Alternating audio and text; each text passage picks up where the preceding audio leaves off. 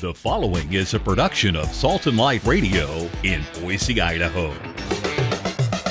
Kick off your work boots and pull up a boulder. It's time for Man Cave, discussing the issues that affect Catholic men in today's culture. Grab your favorite beverage, pick out a comfy spot around the campfire, and enjoy today's conversation with our two favorite cavemen, Pat King and Brian Howell. Welcome to the show. I'm Pat King. And I'm Brian Howell. This is episode number 2. Welcome back. Hopefully you enjoyed last week. If you better have. If you haven't heard it or I'm watched done. it, you can go back and do that. And hit subscribe, and that way you don't miss out on any of our future episodes, whether they be audio how do they or hit video. Where's it There's a word that says subscribe. Oh, and they actually that's what that means? hit it. They actually hit it. Hit it? Yeah. So today we're going to be talking about the Ascension, and what does that mean? Pat has a very touching story about the loss of his son, and I have unfortunately had at least 3 or 4 family members pass away in the last 2 years, so it's been a very difficult time in my household as well. Yeah. Most recently, just losing my father to cancer. So we're going to be talking about loss today, because with the Ascension, I think it gives us that hope of resurrection. Right. And we are not of this world. We're in the world, we're not of the world. And we're just pilgrims passing through. So our lives are this minute speck of sand on the beach of eternity. And so let's not take life so seriously. We know we love the people that we spend time with. Come on, I like running around with the anger in my, So we'll be talking about loss and just what our Catholic faith has taught us about that, and how we're able to pick ourselves up, dust ourselves off, and keep moving on. That's one of the things about being raised Catholic that I always understood, even though I wasn't, when my son passed away, I wasn't a practicing Catholic. I was so far from the church, but I still had that upbringing in it. Mm-hmm. And I had an understanding of what my son's loss meant to me and where he was. I literally call him my own personal saint. And when I unveil the story a little bit, you'll know why. But Brian, you have the most recent. My son died over 18 years ago. And so, probably a little longer story, maybe a little more. I don't want to cry right now. So, well, the funny thing you mentioned, like a Catholic funeral. I grew up Protestant. I was in the Presbyterian Church. What? And so I did not know that. No. We had next door neighbors who were Catholic, and I loved this elderly couple dearly. And I shoveled their walk, I mowed their lawn. They were just great people, and their grandson was a good friend of mine in school. So when they passed away, of course, we went to the Catholic funeral mass. How old were you when this happened? I was probably 14 or 15. Okay. So you were old enough to understand this is different than how you were raised, and could remember it. And I'd been to funerals before, but this one was different from the standpoint that it was a celebration of life. Yes. And everybody that makes a difference. Everyone in the church seemed to be happy. Yeah. And I'm heartbroken, and frankly, it pissed me off. Because it's like, I am here to mourn these people, and everybody else is happy. And I didn't get that. You didn't understand it. There was this major disconnect. Yeah. So praise be to God. I finally found my way home to the Catholic Church in 2001, and now I get it. Now, unfortunately, these family members who have passed away, no one else in my family is Catholic, so there was no Catholic Mass offered for any of my family members who have recently passed. But probably going back about 6 years, I lost my grandfather, who was a World War II veteran, and he was Italian. His dad came over on the boat. That explains the hand movements. Yeah, we're all sitting here in the studio trying not to hit one another. If you want to, or bang on the table, or if you want to keep an Italian quiet, just tie up their hands. But most recently, it was my favorite aunt passed away, and there's only 10 years difference between her and I, so she was really more like my big sister that I'd never had than my aunt. And then I don't think it was just months later, my grandmother, who was my Aunt Patty's mom. Right. And then most recently, my dad passed away. And if you were listening to the most recent Spring Pledge Drive, I kind of shared a personal story. Oh, that was an awesome story. With Father Justin Brady about, it hasn't been easy the last 5 years, my relationship with my parents. And, Yeah, you had me in tears. It hasn't been easy. So, I mean, I've tried to mend fences. I've tried to make those relationships better. But about 3 years ago, he was diagnosed with cancer. I think it was a tumor on his kidney. And so they went in there, they removed it. Everything looked to be okay. He had his checkup last year, and everything was still okay. So we thought, we're out of the woods. And how old was your dad? At the time of the first diagnosis, he would have been about 73, 74. Okay. So then my mom calls me earlier this year. And again, we haven't spoken in months. What you want to go into why it was? It was one of those things where they came down to visit at probably the worst possible time, and I begged them not to, and they came anyway. And so over the course of the week, there was a lot of frustration between my wife and I, our busy schedules, the stress of our life at that time. And trying to entertain family. And I think they just stayed one day too long. And so Sunday, anyway, everything blew up and a lot of words were exchanged, and they never came back. They packed up and they left that day. Wow. And so it's been really tough to have those awkward conversations on the phone or try to get together as a family because there's just so much animosity there. Yeah, so much torn feelings. Right. That it's how do you start that conversation over a phone? And it's funny that I'm in the communication business because no one on either side of either my mom or my dad's family are great communicators. So why would we sit and have a conversation and get all this stuff on the table when we can let it fester for 5 years until it blows up? And then were they practicing any religion? No. Here you are, literally the black sheep of the family. You're Catholic, you're and you want to talk, but they don't have any desire. So there are other members of my family who are Christian, and my dad, I believe, to be a Christian, but he didn't like organized religion. To which I said, you'd love Catholicism because we're the most unorganized religion. I was going to say there's nothing organized about us. But no, growing up in a small town, it was really strange. We had tried different churches. I think I was baptized in the Baptist church or something like that. I remember going to an Assembly of God church was one of my earliest memories. But what my dad found was organized religion was hypocritical. That you would go out to the supper club on Saturday and see people getting drunk and doing stuff with other people's wives. And then acting all pure on all Sunday. Pious on Sunday. And so he didn't like that. He found that repulsive. So we didn't go to church, but he did go, like we did a lot of camping up in Glacier Park. And we'd be sitting around the campfire with our coffee on Sunday morning. And he said, this is the church that God built. This is my church. This is where I get that a lot, don't we? Yeah, we do. So anyway, my mom called me earlier this year and said, I don't know where you're at with the feelings about your dad, but his cancer's come back. It's stage 4. It spread to his adrenal glands. I mean, it went downhill really, really quick. And so now I really want to mend fences. I wanted to know where my dad's relationship with God was. How far back did this call come in? It must have been late February, early March. So year ago, he had a fairly clean bill of health, and now everything's that's fast gone into the toilet. So it was pretty hard to hear that. So now I'm on the internet. I'm looking at stage 4 cancer. Is there any hope? How much time does he have? I'm trying to make plans. I want to go up there and have this frank discussion with my father. I don't want this animosity anymore between he and I. I want to know, what is your relationship with Jesus? Because I want to be able to spend eternity with you. And I didn't get that chance. Yeah. So as most people know, I got to fly out to Portland to do their spring fundraiser out at Mater Dei Radio. And we were 15 minutes from going on the air. And my mom calls me and says, your dad's gone. Wow. And walked me through everything. Wow. So it took me about a day to really process that and what that meant. Another day before I told the team members out there in Portland what had happened. And they're, of course, just, oh my gosh, why are you here? If you need to go, go. This is all, it's like, what am I going to do? Yeah.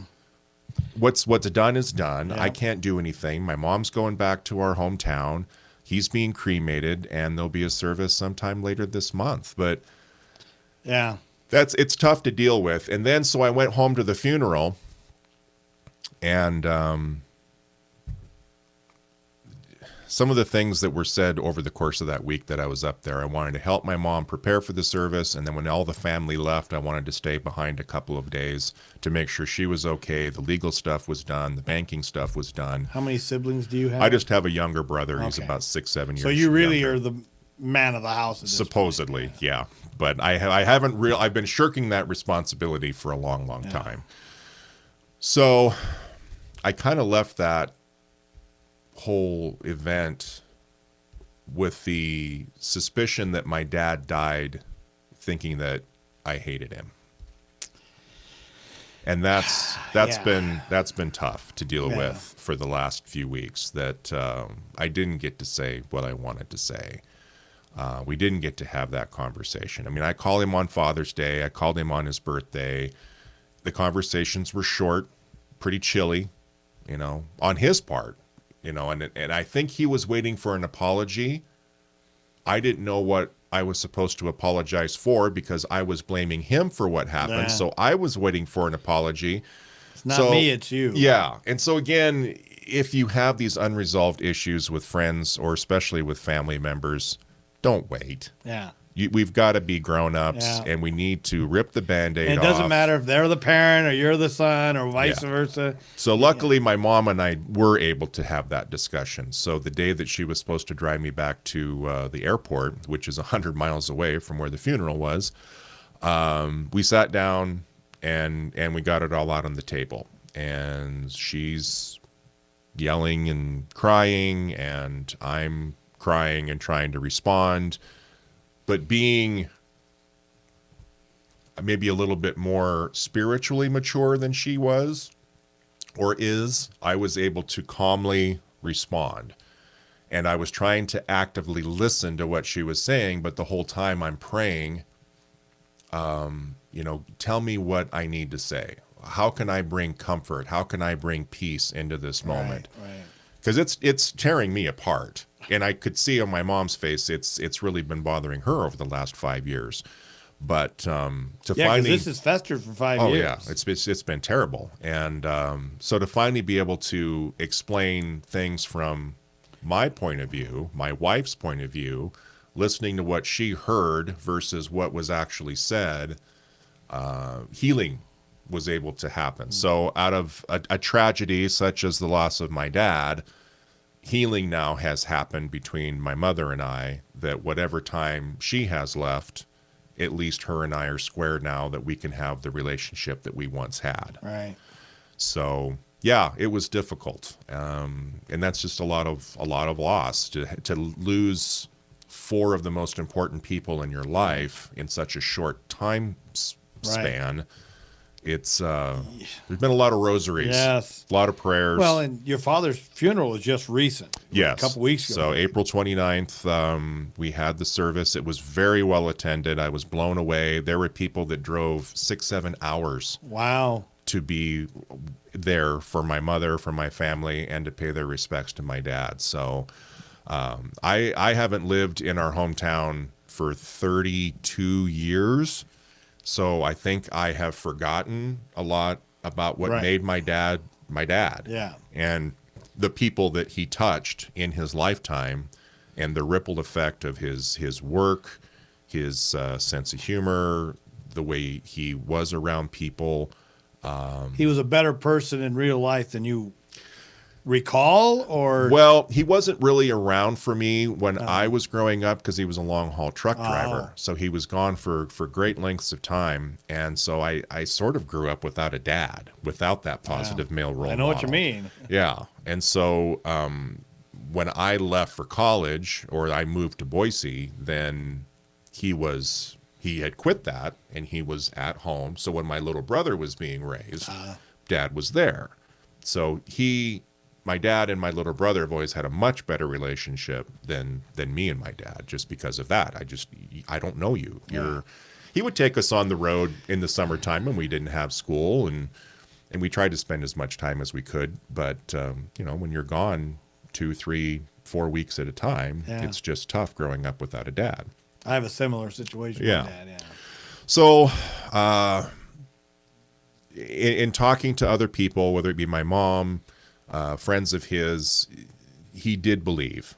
And so I, as a Catholic, just have that faith that he's in purgatory, and that I will be saying a lot of prayers and offering up a lot of rosaries for him and the repose of his soul, that he ends up where I want him to end up.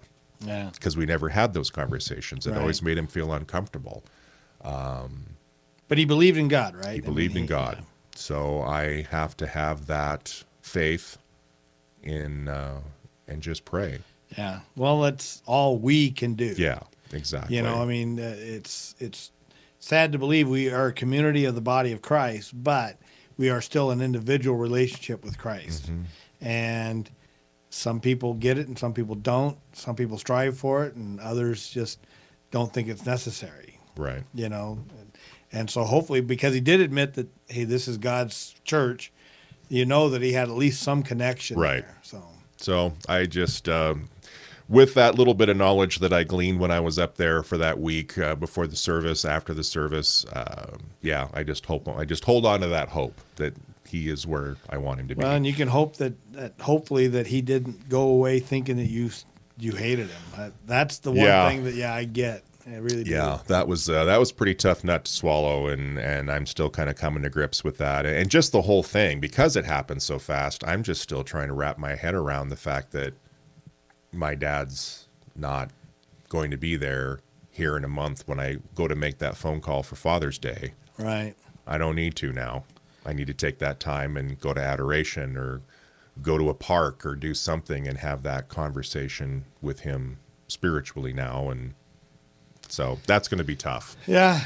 Well, life is tough. Life is tough. Life is tough. But Pat has a story that he shared a few years back when we were doing the half-hour version of your show, and I think we actually did 2 parts. Two parts because it's so in depth. But it's heartbreaking, but it's also redemptive. Yeah, very inspirational. redemptive. Yeah. And so, tell us about your son Lance. And if I cry, it's not an unmanly thing to do. Nope, not at all. So I was married. I had no relationship with my dad. Part of the reason how I ended up with Palm Springs was in my early 20s, all my life I strived to have. My parents were divorced when I was 11. I'm one of 7 kids. I'm the middle child. The top 3 kids, the older 3 kids had a relationship with Dad, and their relationship that was beyond that was of anger, but familiarity. The younger 4, I had a little bit of familiarity with them, but the younger 3 below me had no familiarity, very little. So there was more out of curiosity than anything, but I wanted a relationship with my own father. And so in 1984, I lived in Idaho, Nampa at the time. I was tired of being laid off every winter because I didn't have my own business at that time. So I had a job that we had a lot of snow, and it laid me off for 4 or 5 weeks. And I told my dad, I said, I can't afford to live like this if it snows every year and I get laid off. So my dad invited me to come down the next year. So there's always jobs in Palm Springs because Palm Springs goes from a little town in the summertime, but in the wintertime, it's like 10 times the population. Snowbirds. Right. First time I ever heard the word snowbird. So I had a job down there, and I went down there, and I did security, okay? And in the process of living down there, I spent time with my dad. I was living in their house, but the stepmother didn't really like me being there because I didn't make my bed. So after 3 weeks, my dad says, she really wants you to move out. I said, but Dad, you promised I could stay here for the winter, save up some money, and go back with a bunch of cash in my pocket. Well, she doesn't want to clean up your room and all. Well, don't go in there. Right. Just don't go in there. Ignore it. Well, you're not here on time for dinner. I said, I'm a single guy in Palm Springs. I don't want to have a set schedule, So that led me to move out and get an apartment. I got a studio apartment as best I could afford. And right in the middle of me moving out, I had a house up here, and my friends caused fire to the interior of it and moved out without. And so now I've got two apartment and a house payment. I couldn't afford both, so I had a friend get the house fixed and put it on the market and sell it, and I made a whopping 46 cents on the whole deal. I never even cashed a check. It's probably still out there somewhere. It's gained a lot of interest in Wow. Capital gains on 49 yeah. cents. So anyway, that led me to stay in Palm Springs, and I got a roommate, and we were still friends. In fact, he moved up here shortly after I moved up here. He moved up in 97. I moved in 95, and we're still friends, which is telling how good a guy I am. Anyway, so I ended up meeting my future wife one day. I was working for Toro, and I went back to a conference. I had to get dressed up because I only wore blue jeans. I'm from Idaho. We only had blue jeans. Who owns dress clothes or, So I go and I meet my wife, and that's how we met. I meet her. I said, hey, I'd like to date you when I get back. And she said, okay. And wow, a beautiful woman says yes. And so I hurry back, and and the rest is history. We get married, and now I'm stuck in Palm Springs. I'm kind of got her family's there, and I thought, okay, I'll just stick around here for a while.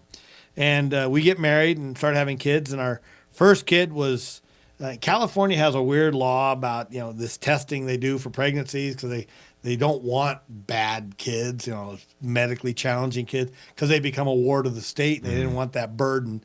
So she tested negative, and this is now I'm not Catholic. I'm going to a non-denominational Foursquare church. We meet with our pastor, and we were told to abort this fetus, this child, because it was a low negative or whatever the test results were. And this preacher met us at Wendy's. I remember that, and we pray, and we said, we're not, because I knew abortion was wrong. Right. That's still Catholic in me. And my wife didn't want to give up the child either, So we prayed, and Katie was born, and just perfect. I mean, I'm going, they wanted us to abort this child? And so we refused to take any more tests. So then we're pregnant with Lance, right? And we see some problems. We pray about it. We, hopefully God will correct what we saw in the ultrasound. And when he was born, we had like 15 seconds, 10 toes, 10 fingers, and showed the bald spot on his head and some other things. The shape of his ears were lower, and told us they had some physical anomalies. But he was whisked into the NICU because he wasn't breathing very well, and his oxygen saturation points were very low. So we didn't even get to touch him. He was just gone. And so now, even though my mom was a nurse and all that, she lives in Twin, I'm in Palm Springs, we're freaking out. We don't know what to do. It's not normal to have that happen. Right. And so we are scared. Okay. So we didn't get to see him for almost 2 days, I don't think. Oh, my goodness. They had so many things to work on him. I think they let us view him, but we weren't able to go in and talk to him or look at him. Did they give you any indication as to what was wrong at the beginning? No, that's what they were doing all sorts of tests and stuff like that. And so I think we got to see him later that day, but just briefly, but we wouldn't actually get to go in and they had him on, they had all sorts of stuff. He was hooked up to everything, wires, so you couldn't really pick him up. Right. He wasn't a preemie. He was 6 pounds something. He was natural. I mean, he was born naturally. He went almost full term. So, it wasn't that. It's the things we didn't know about is things that came up later on that caused more problems. And it was a brand new NICU unit in Desert Hospital in Palm Springs. So they were still figuring things out. And so they missed a few things, which led to other problems. And so we for 3 weeks, he stayed in the hospital, and we got to hold him, and they were feeding him through a cannula in his nose, meaning a new infant has a tube stuck in his stomach through his nose, and he's not comfortable. And one day they say, okay, take him home. And we're like, And my wife was a saint. I say that she was a great mom to him. She was so patient and loving to him but it would take 2 to 3 hours to get one bottle in him.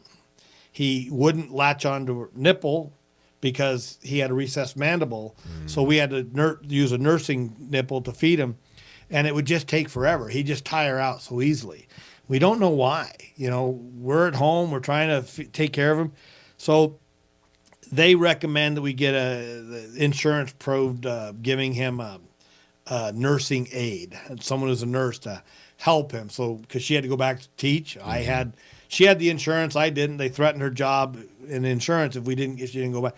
So we got an aide to help us out, and nobody could take. Well, actually, we went to a daycare first, and they couldn't handle him because he had just so many issues. Right. And then we went to a private nurse, and she was abusive to my other child. Come to find out why my dog was so protective.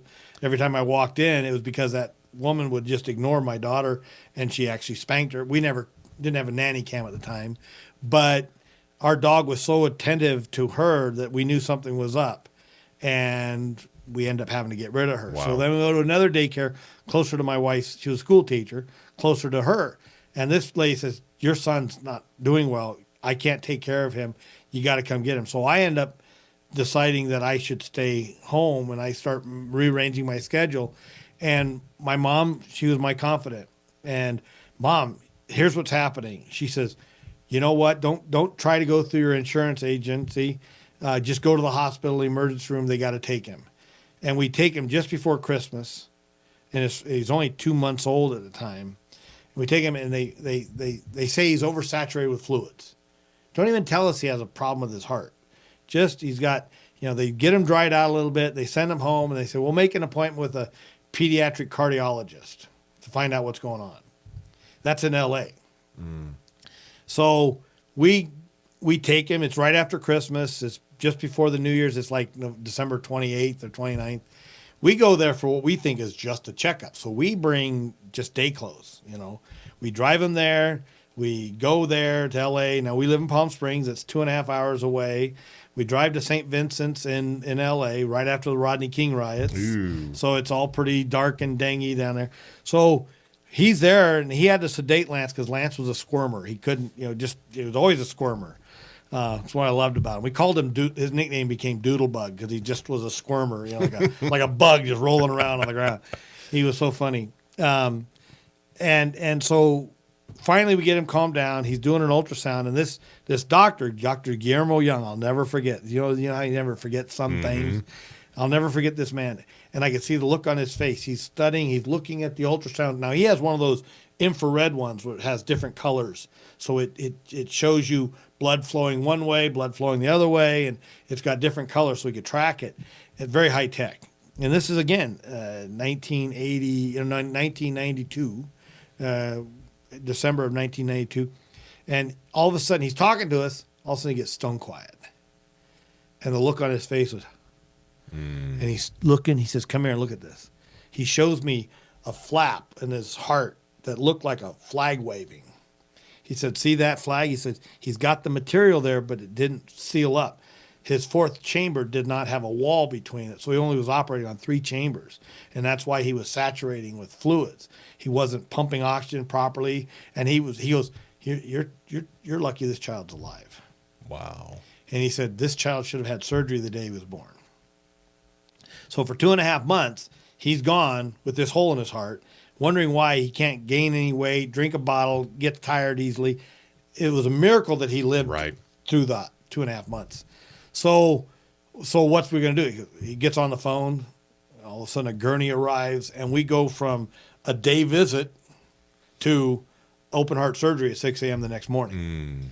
And I'm going, we don't, what do we do? No cell phones at that time. Right. So what do we do? I have family lived in L.A., my cousin, and we said, can we stay with you? Because this is a situation where our youngest daughter and our oldest daughter, my stepdaughter, was being taken care of at her grandmother's house.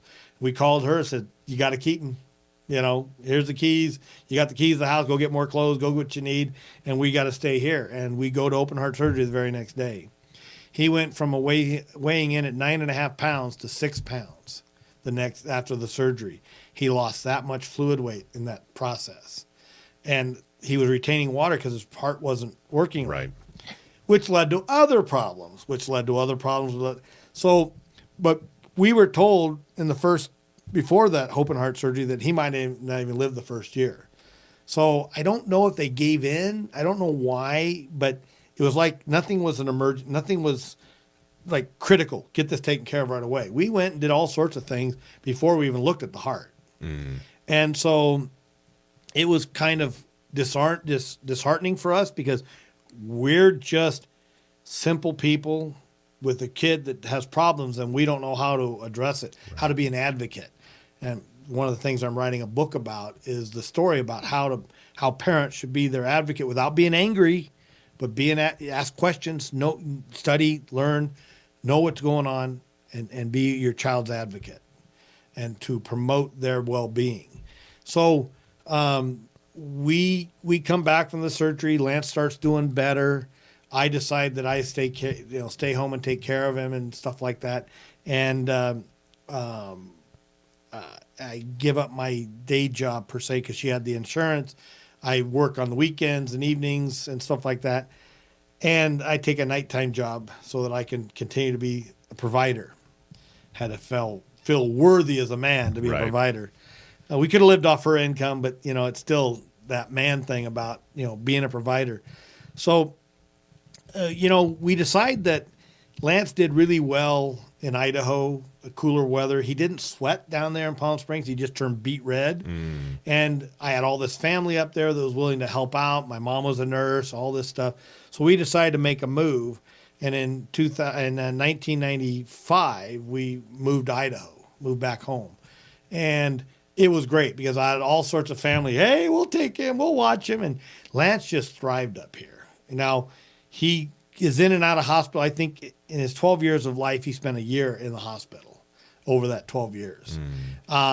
We get up here and he spends 79 days in a PICU, which is a pediatric intensive care unit.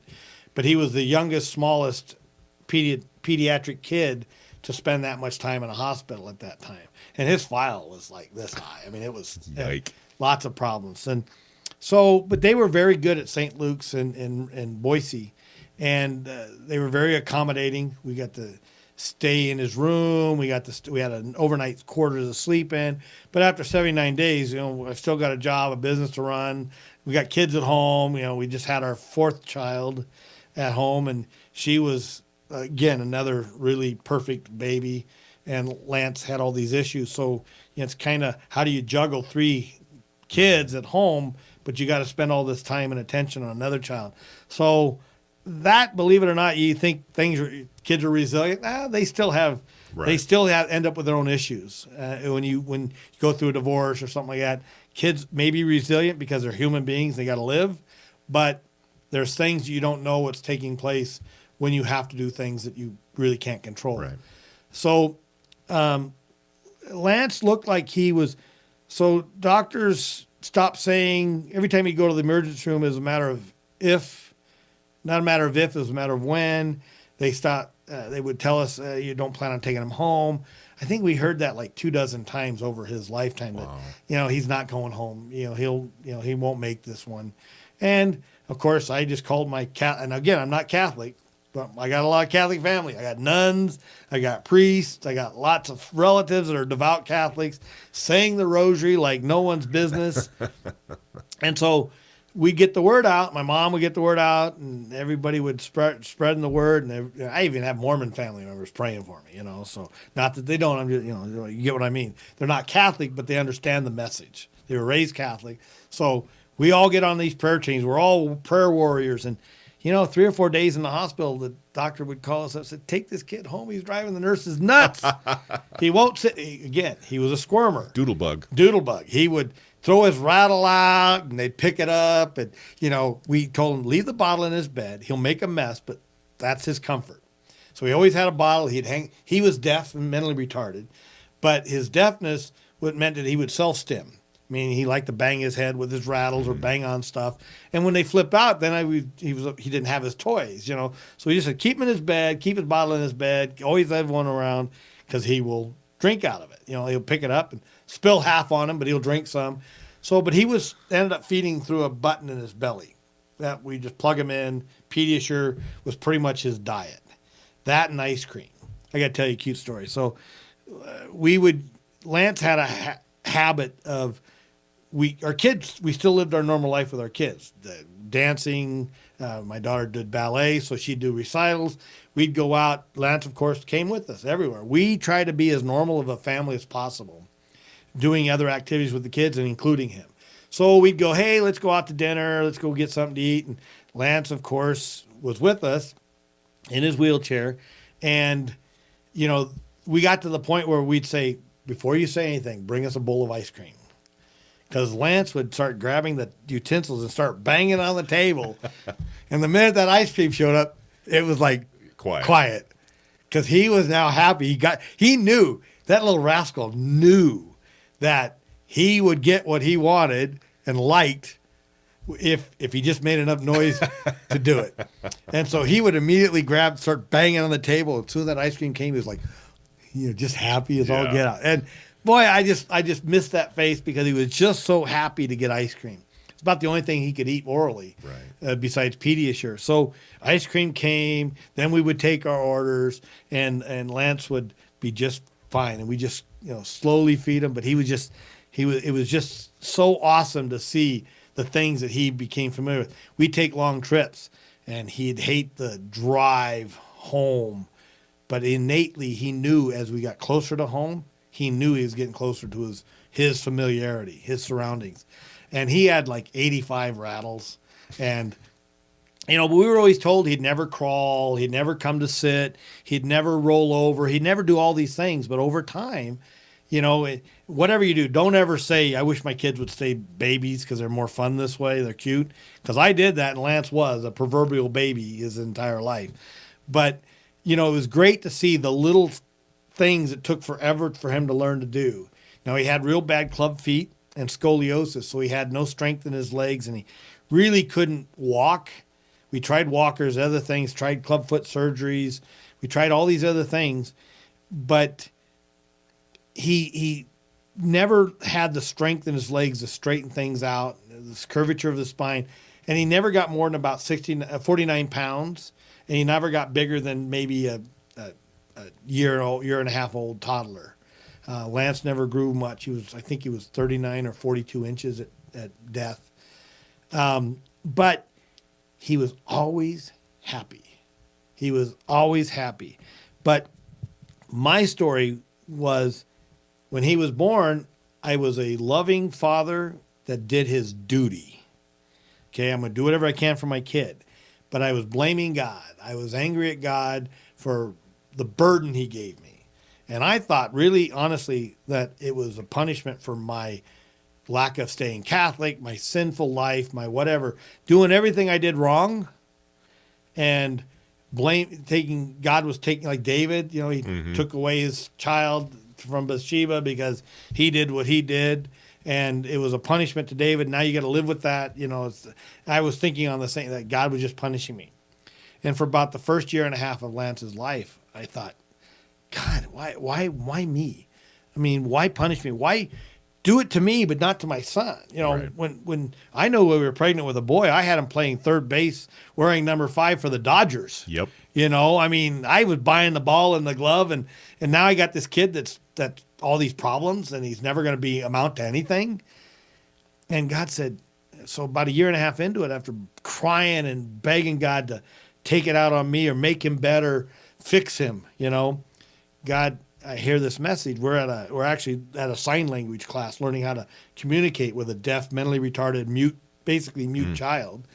And they're trying to teach us how to communicate with him, learning how to signal food and stuff like that, trying to get him to, we found his own language, and it wasn't anything sign language related.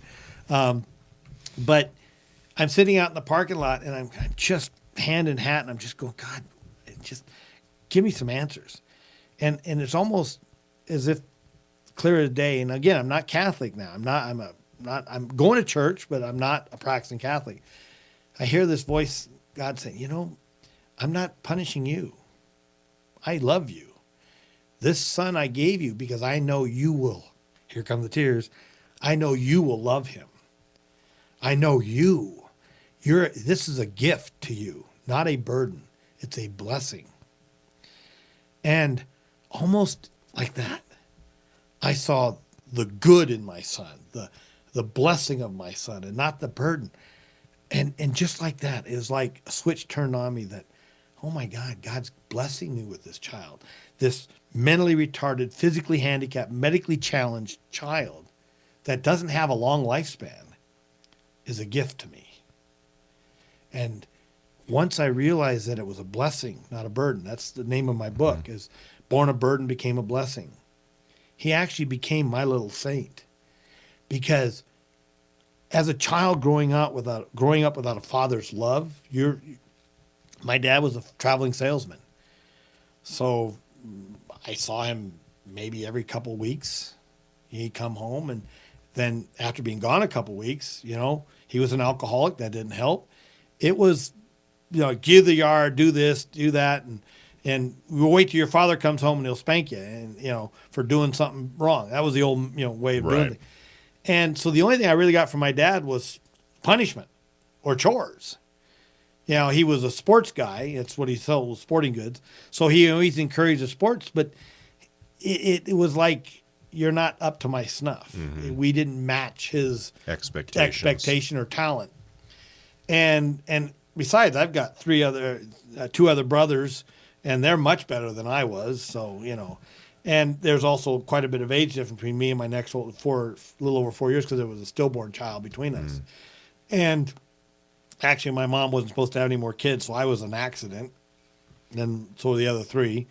But my dad always said, your mom wanted all those kids. I said, well, Dad, you kind of helped in that. Play in that. But so I didn't feel the love of a father, and I didn't know how to be. I was a dutiful father, but I didn't know how to be a loving, nurturing father. And when God blessed me with that message of He is a gift, then my whole aspect of how I looked at Him changed. I was proud to be His father. I had no problem sharing Him with other people. And I bathed him. I took showers with him because he loved to push his fingers in the shower head, and he just thought that was all fun stuff. But he learned his way, and that meant it became our way. And he was just so full of life. It was amazing how happy and full of life he was. And even when he was sick, we get sick. Take care of me. Give me chick. My son would just be, he'd just feel cranky. But if you came into the room and he was cranky, he was still happy to see you. Mm-hmm. He was, one of the things I used to have to do is his bedroom was right across from ours, and his door was always open, so we could hear him, right? Well, I used to have to sneak in with my dirty, stinky landscaping body and need to go take a shower.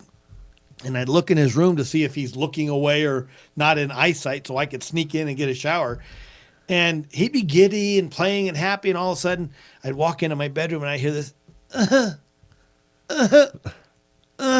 Oh, he saw me. Okay, son, I'll come. So I drop my things and I go in his room, and he looks at me and he gets up. I've got a great picture of him just putting his hands on his chin like this and looking at me, and with my hat and shirt on, and he just, come here, big guy.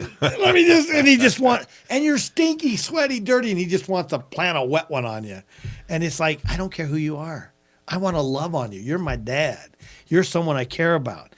And he would make my day. I mean, I could have had the worst day. I could have kicked the dog, lost a contract, been fired, broke the lawnmower. And yet my son just didn't care. He wanted to just hug on me. And so I would hug on him until he let go. And then I'd go take a shower and clean up. And then, I'd eat dinner, and usually he wants to sit in my lap to eat dinner, even though he couldn't. He'd try to reach, You know how that is with kids. They get stuff they don't want or can't have. And so that looking forward to that coming home, it was such a miraculous thing. And then all my cares were shut away until my kids were in bed, and I'd play with the girls. I'd talk to Lance. We just were awesome together, and we'd take him places. He loved vibration, and so we'd walk on. We put him in a stroller, and we'd walk over cobblestone, and all of a sudden he'd just start laughing, just start getting giddy, because again, vibration was enjoyable for him. So we'd go over cobblestone walks, and but then we'd have to watch him because he would slide out of the, like, oh, there he goes. We better catch him. So I had this deep love for my son that I never would have had if God hadn't convinced me that it was a gift. And that's why I'm really pro-life. I really do not. I think the best gifts in life are the ones that you don't know how to deal with, but they learn how to deal with, because you grow so much. So I had a tendency to share Lance with everybody. I mean, I would be holding him, and Lance had this habit of, I'm tired of you, but here's someone new I want to grab onto. Total stranger to him. He'd reach out and hug him and just like lunge at him. And they'd go, oh, people when they're dealing with a hand, they're like, oh, what do I do? It's like, I can't break him, Said, don't worry. When he's ready, he'll let go. Just hold him, just be ready. And what he does is usually we just let go and lean back. It's like, just make sure he doesn't fall on the ground. But he would grab people by the face, by the jaws, reach their hands, just pull him in and put his nose right on your nose and stare you in the eye, look you in the eyes. And I'm going, what's he doing? What's he doing? He's reading your soul. He's checking you out. He's loving you like God would love you. And he just did that to everybody. It was amazing. And so I got to witness that. I got to share in that unconditional love, how someone who's so innocent could just love. And that's what Jesus did. That's what, I would always relate it to the message of Christ, of just sharing that love, the innocence of children, And so when, as we, Lance is now 8, 9, 10, he's going to school because, they wouldn't give us his care without going to school because they got more money for him being at special needs. And he would always get sick, but they wouldn't feed him. He'd only last about 2 or 3 hours without food. He would drink a bottle, but that was never enough. We'd put a pump in and we'd have to feed him, and they wouldn't do that. So he'd only go to school for 3 or 4 hours, but he always got everybody else's colds and flus and stuff. So Linda would go pick him up and bring him home, and we were homeschooling because it was easier to homeschool the rest of our kids so we can take him back and forth to his needs. And he started having these seizures, and we couldn't figure out what it was. And the doctor thought, well, he just had a cold. Maybe it's just a result of, cough or flu or something he's just getting over. And we didn't know. That's why doctorship is a practice. They're still learning, and every human being is different. Even though there's some similarities, there's still a lot of differences, and doctors are learning as they go. And that was the one thing that my mom kept preaching to me, is that, it's a practice. They're trying to learn. So Lance was all these different issues, and so before we knew why he was seizing, it happened a couple, 3 times, and this last time was very traumatic. It got into his brains. Well, he was having little blood clots from a previous situation. Liver had, a portal vein blockage, and that caused some blood clots to back up. And then they started breaking off and then going into his lungs and into his brain. That caused the seizures. But most of them were ending up in his lungs. And basically, the oxygen transfer from lung to bloodstream was cut off. So he basically suffocated. But there wasn't anything they could do. And so we're in the hospital. He's sedated. He's intubated, which means a tube down your throat. They're pumping air into him. And the doctor says he will probably never, ever be off sedation and intubation. If he ever went home, he would be in a hospital bed, tied to an intubator and sedated the whole time.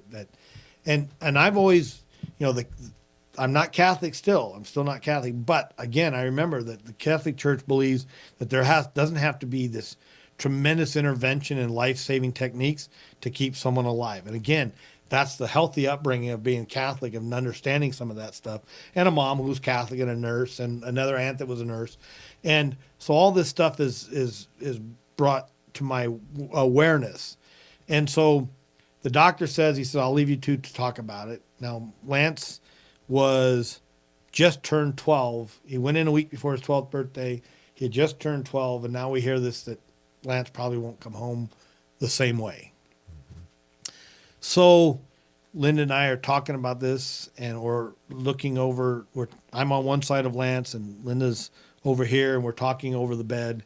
And we're trying to decide what to do. And it's a tough decision to pull the plug. Right. And one of the things I asked the doctor, I said, if we decide to take him off intubation and the sedative, will he be given food and water and nutrition and stuff like that? Will he not be denied anything? I don't want to starve him to death. Right. I'd rather it be natural. He said, no, we'll keep him very comfortable. We'll do everything he needs that normally would need. And who knows? Another miracle. Your kids had many miracles. Maybe this is another one. So we're discussing it for about an hour. And if you know anything about sedation, most people don't wake up in the middle of sedation, intubated. It's not like a hospital movie where all of a sudden, they're awake. You have to do all these things first before they actually take you off sedation. So anyway, Lance, in the middle of that conversation, his head just happened to be leaning my way. I'm in a stool, and as we're talking about it, his eyes open up. Wow. And I could see how bloodshot they were. And all I heard in the message, all I heard from that was, one, I didn't know what happened. I didn't think it could happen. But two was, I saw his eyes tell me, Dad, I just want to go home. I can't fight this anymore. And it was that pretty much that moment that now Linda didn't see his eyes open. He was looking right at me, but it seemed like a forever moment. And I said, you know what? I think it's time we just try to let him decide his own way to go home, what to do. So we called the doctor back in. I said, well, okay, let's do this. And he says, yeah, he'll probably survive for 3 days, Well, I've got a full crew of landscapers, and I've got to, I got to be there. And I'm at my son's bedside as much as possible, but I still got employees, So I said, okay. I go to work the next day and get one started, and I get this phone call. He says, oh, the doctor thinks he has about an hour or so left. And I say, okay, I'm on my way. I tell everybody what to do, and I'm out of there. And I drive. I think I called the Idaho State Police, and I'm driving really fast to the hospital. My son is dying. And I think I eventually got an escort there a little bit. And I wasn't driving erratically, but I was going fast. And I get there, my son had already passed away. Oh, no. And it crushed me. Because I wasn't there. It crushed me that my son had died. And I'm not comparing myself to the Blessed Virgin Mary, but I do know what a broken heart feels like. I kind of have a feeling what Mary went through watching her son die on the cross. Now, again, I'm still not a practicing Catholic. I'm just a believer. And I'm not blaming God for this. I'm not angry with God. I'm over that. I believe that my son had become the saint he was, lived as long as he did to change my heart, to change me into the better man, to be the better father. It didn't always set, it didn't take place, and it led to other things because you have family members that all treat things differently. They weren't raised Catholic. I was. I understood suffering. They don't. And but I held my son for about an hour and a half, and the last thing we did was my son's organs were all messed up. He'd been on medications all his life. And the one thing I always valued was his eyes, his look. They were so profound. They were so pure and innocent. And I said, is there anything of any value? I said, we'd like to donate his corneas. I'm a recipient of a cornea transplant of an 8-year-old girl that died in a Christmas Day fire. So I thought, this is one thing we can do. So we donated his eyes to Lion Eye Bank or wherever it goes. And so they had to take him out of my arms. So I didn't want to give him up. They said, if we're going to do that, we have to do it now. So it's right now. So they took him, and the nurse that was there, she was off like long before, that. And she takes him down, and she stayed with us the whole day. And when he came back up, he was comfortable laid in his bed. They bring him back up, and he's still bleeding out. She kept dabbing just such care, such fondness for what she was doing to treat Lance with such respect. Kept dabbing the blood, and so that we had people come in and visit and saying hi and all this stuff. And I think it was a couple hours, and she stayed way past her shift. And we were so grateful and thankful. But that loss, of course, people mourn grief differently. I took it as a blessing and as a gift. I knew he went, as far as I was concerned, even though I didn't baptize, I always had intentions of baptizing him Catholic. I wanted to get a priest down there to give him his last rites, but it happened too fast. Yeah. But my intention, and it was always good to hear that if you have the intentions of baptism, it's almost the same as being baptized. And I thought, well, I know where my son's going. And I always truly believe that he was the saint that God gave me to correct my life. And I will always feel that he's helped me in so many ways, even after his death. And I think he went straight to heaven, if you ask me. I think he was just so innocent. I can't imagine. The only time he did anything wrong that I thought was very selfish of him was in daycare at the church. He had a rattle, and this little girl walked up and ripped it out of his hands. And I kind of saw it happen. You know, I'm thinking, okay, let's see what he does. And he didn't get mad or angry. He was determined to get it back. And he got on his belly and he scooted over there, reached up and grabbed that rattle, ripped it right out of his hand, her hand, and she bawled, and he just happy as all get out. And I'm going, that's the worst thing he ever did. I know he went to heaven. So anyway, he was the gift of my life, and I needed that. And I know God knew I needed that. Unfortunately, it didn't make my marriage go well after that. And so, again, we grieved differently. We had different expectations. It took us 5 years to go get his remains from the mortuary, not because I didn't want to. My wife couldn't bear it. She looked at him being Southern Baptist. He's gone. There's nobody there. And Father Flores helped me realize that body needed to be treated with respect and buried in the ground. So we had a celebration of life service, had a special, and he's buried at my house. I've got an urn vault for him. He's buried at my house, and when I die, he'll be buried with me or alongside me. So because we didn't know where to put him at the time. Right. Where do you put your child? Yeah. You know. So anyway, hopefully that hits home. But he taught me to yearn for God in a way that I would never have yearned for God. He taught me this is where the man cave ministry has come out of. This is why I started the men's group, why I longed to go back to the church, because I didn't want to waste my son's life on the gift he was to me. There you go. Loss of death, or the losses that we have experienced through death, remember that our hope is in the resurrection. So we invite you to tune in next week. Next week we'll be talking about Pentecost and the power that we Catholic men wield as evangelists. What is Pentecost again? We'll talk about it next week. I need to do some homework. So thank you again for tuning in, and we invite you back next week. And we're going to start this tradition of always wrapping up Man Cave with the manliest of prayers, I think, the St. Michael prayer. Well, it's not shut up and be a man? That's that's Father Larry's prayer. prayer. Larry's prayer. Okay. So in the name of the Father, and the Son, and the Holy Spirit, Amen. Amen. St. Michael the Archangel, defend us in battle. Be our protection against the wickedness and the snares of the devil. May God rebuke him, we humbly pray. And do thou, O Prince of the heavenly host, by the power of God, cast into hell Satan and all the evil spirits who prowl about the world seeking the ruin of souls. Amen. Father, and of the Son, and of the Holy Spirit. Amen. My tears kind of got in the way of seeing what I could see. I feel you. I feel you. All right. God bless. We'll talk to you next week. Bye now. We hope you've enjoyed this episode of Man Cave, a weekly podcast discussing the issues that affect Catholic men in today's culture. A production of Salt and Light Radio in Boise, Idaho. To learn more about our ministry, please visit our website, saltandlightradio.com.